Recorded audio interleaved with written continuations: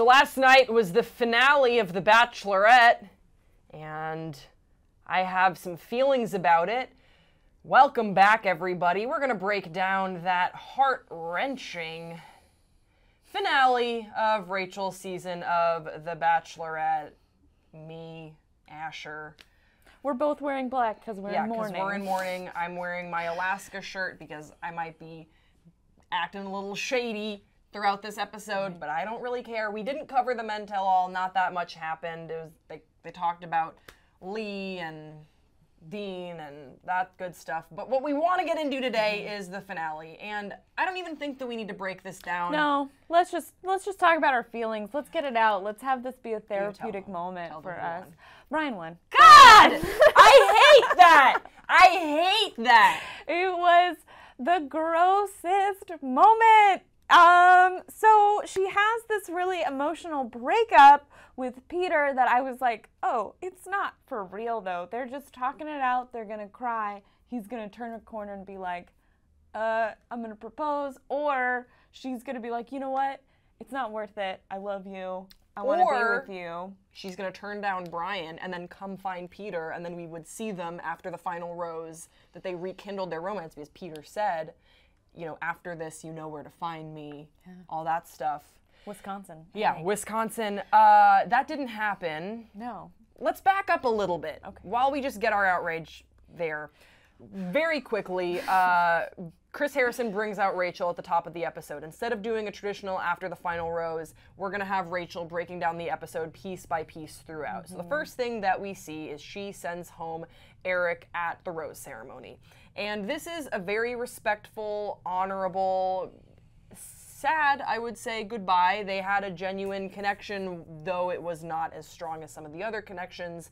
They definitely bonded, and he said, I'm going to miss her. And he really made a play for either being on Bachelor in Paradise or potentially being the next Bachelor as well, because you could tell that there was some genuine hurt here, but also profound respect for Rachel and the process that he signed up for. Then they bring him out.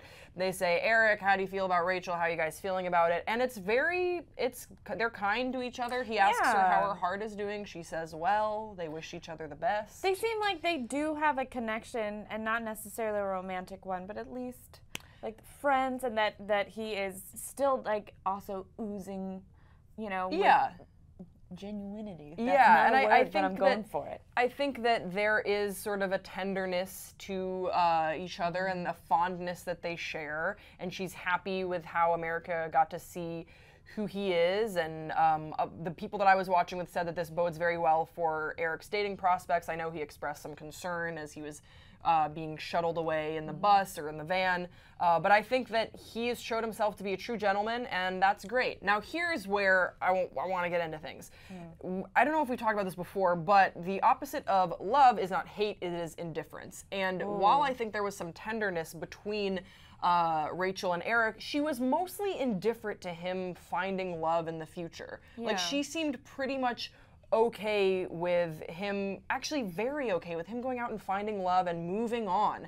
And we will see that juxtaposed when they bring out Peter following their tearful goodbye. Oh, hell, yeah. That there is no indifference to how she feels about Peter. No. There is some animosity there, I would say. Oh, she's super salty. And I think she was definitely doing the like, yeah, I'm happy now, and I'm fine with it, and it's fine. I'm not mad. Am I mad? I'm not mad. Yeah. So before we get to that very tense conversation, Asher, walk us through this final date with Peter, and the untimely breakup that a lot of people didn't see coming before the final rose ceremony. Right. So they have this date. They go to a monastery, which, you know, so romantic. She takes a lot of her dates to church. Right. Yeah. Church was a big thing. Yeah. And so it always comes back to that same conversation of how he wants to spend his life with her, he wants to build a relationship, but he just doesn't know that he's ready to propose. And it finally gets to the point when she's really just confronting him about it, look, like it's tomorrow. What's it gonna be? And he kind of says, he's like, I feel like I would be pressured into it. I feel like I am willing to do it to keep you, but just know that I'm not there yet. But that doesn't, and she sees that as him not wanting to spend the rest of his life with her, and she sees it, and he sees it as like, I want to spend the rest of my life with you, but look at how serious I'm taking this process, that I want to have a proposal once. And he says, I believe that you are the correct person. I do not believe that this is the correct time. Right. And he says in no uncertain terms that he believes if they walk away from each other, this is a mistake. This is something that they would regret. Yeah. And he's willing to propose if it means that he can keep her, because he wants to keep her. But then she counters that with saying, but I don't want you to feel pressured to do so. And he's like, well, then how do I win here? Yeah. Either you believe that we are worth taking this seriously and really having a measured response to where we are in our relationship, or you want me to jump into a moment. It's just a moment of this proposal, this one gesture, and you're putting so much emphasis on this one gesture rather than an entire life that I am telling you I want to offer you.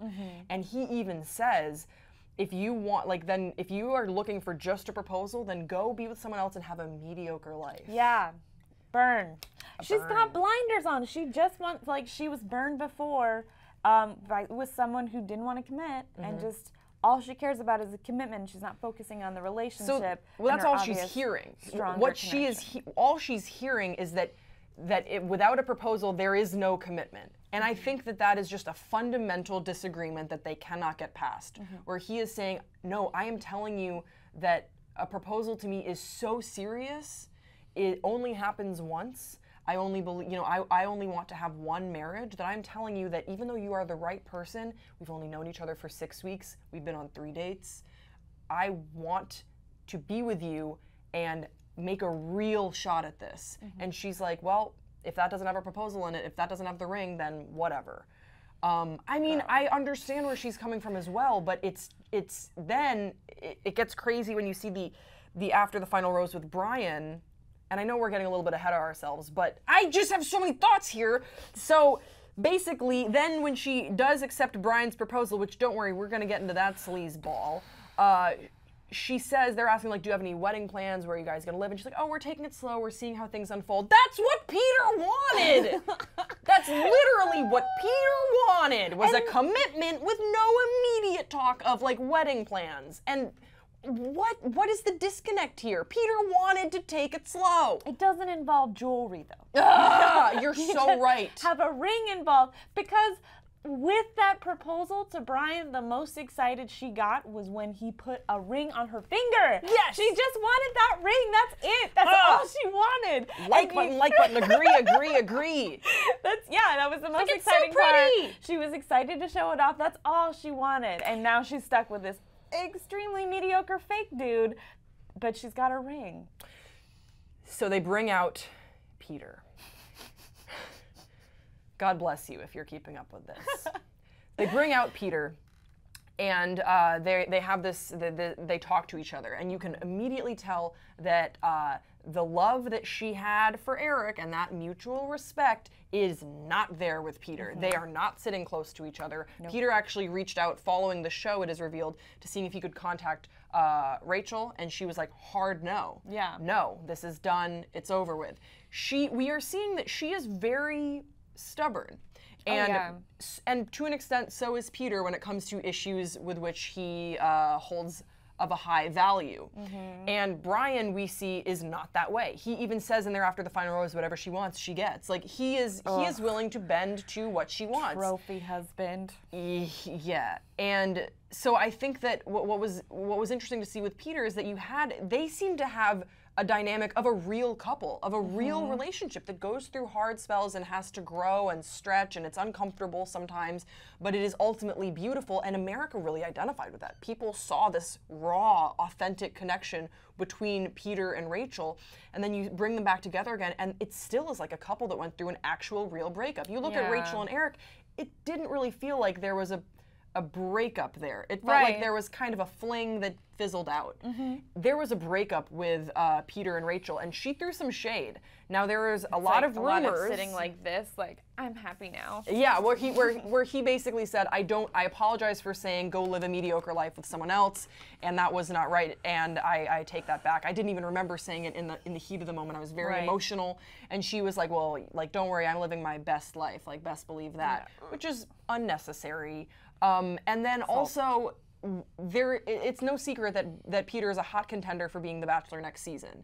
And she said in no uncertain terms a number of times that this world, she says, that this show, this format, is not for him. Because she does not want to see him with anyone. She does not want to see him fall in love and propose to someone else in 6 weeks. For sure. And if she was okay with that, then she would have sort of greenlit his season of The Bachelor. I wish you well. But she doesn't. She is not over Peter. No, not at all. It is a hard.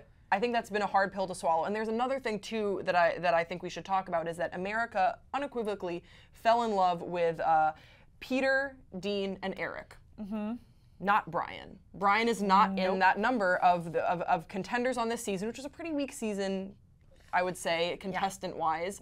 And I think that. I think that she sort of knows now that she has access to social media that she picked the dud, that people saw right through that when she was on the show, she couldn't go and find all this stuff, like when he was on this reality dating show called The Player, literally called please look it up, please look up that awful haircut. Isn't that the one that ends like, don't hate the player, hate the game? Yeah, something awful like that. So she got played. She got played on national television. I think he's a fine guy, but I think he's full of shit. And I think for sure. And I think America was able to see that, and she wasn't able to see that. So she looks a little bit. I think there's a little bit of a saving face going on now, where she's trying to sway America. Like, no, Peter isn't that great. Peter's this way. Like, he couldn't commit and all this stuff. Like, these are his problems. Blah blah blah. And she's trying to amend what we have seen from Brian, but the cheesy, corny factor that is unsettling and sleazy about him, that's just there, and it's still there. Wait. Let me grab. Okay, so after it was announced that he won, okay. Oh, does he? Have you seen his Instagram post? This is what he did on Instagram. And again, this doesn't make him a bad person. It just makes him a gross person. It makes him a weird person. It makes him a lame person. No, just immediately went to my girlfriend's Instagram.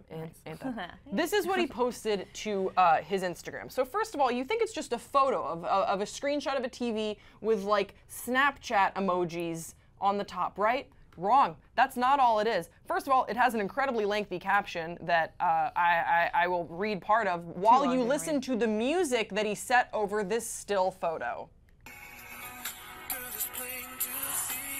No. Are you cringing? That's the music video where he's My dead. cringe is cringing.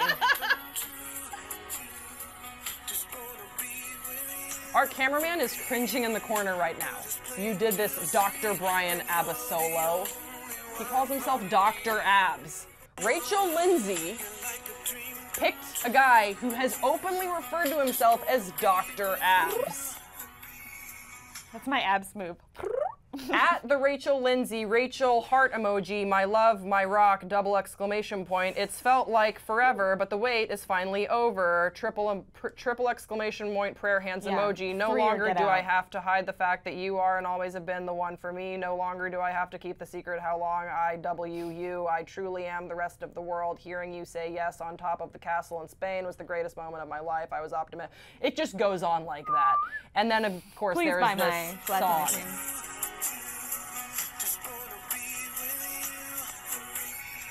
That's like, that's my favorite song to slow dance to in middle school. So basically, I think that there's a little bit of an embarrassment factor. Oh, for sure. Hearing about how America sort of saw through this guy, and I'm happy if he treats her well. That, it doesn't take away from the fact that he doesn't come across as likable on camera, and his past history of reality shows is like, not great. Yeah, I feel like everyone has had that friend that you know is settling, and instead of kind of admitting the faults in their relationships, they really lean in. They double down. And they're just like, I am so happy. Let me just pose. Oh, I'm so, this is my man, you know? And I'm living my best life. Yeah, she's really going to lean into that. And it's fake on both ends now. Where she used to be someone who was super genuine, and that's why everyone kind of fell in love with her, was that it was like, oh, I believe everything she says. She's not putting up with bullshit. And she picked like the #1 bullshit artist on The Bachelor. I know, even the proposal was so corny. What did he say? The first time we kissed, it was like a chemistry bomb. Oh, you mean like a bomb? Oh, it was like a bond that exploded. It was like a chemistry bomb that exploded. Yeah. Do you know how bombs work, sir? Like that's just, it's like a bomb. The first time we kissed, it was like a bomb exploded. That's not romantic. It's not. Okay? My dad was around bombs that explode. He had to get knee surgery, okay? He fought in Desert Storm. Yeah. He didn't find that cute, Brian.